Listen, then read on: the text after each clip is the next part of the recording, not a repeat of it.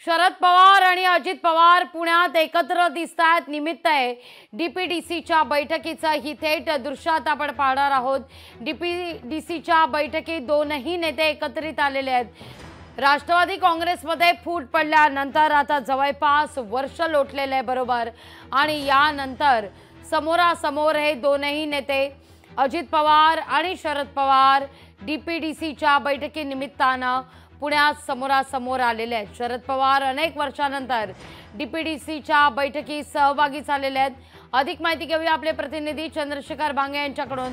चंद्रशेखर, काय अधिक माहिती या सगळ्या संदर्भात? डीपीडीसीची बैठक, पण या निमित्तानं दोन पवार आमने सामने।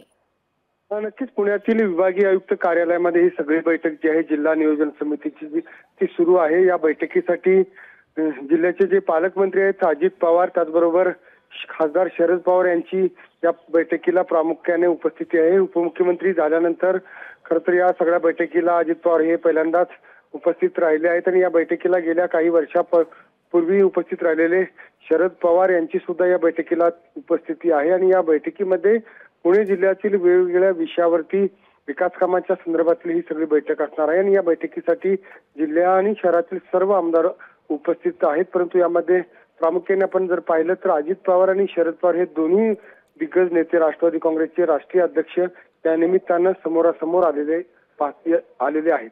निश्चित चंद्रशेखर, धन्यवाद तुम्ही दिलेल्या माहिती करता। लोकशाही मराठी ऐका, पहा, जागरूक रहा।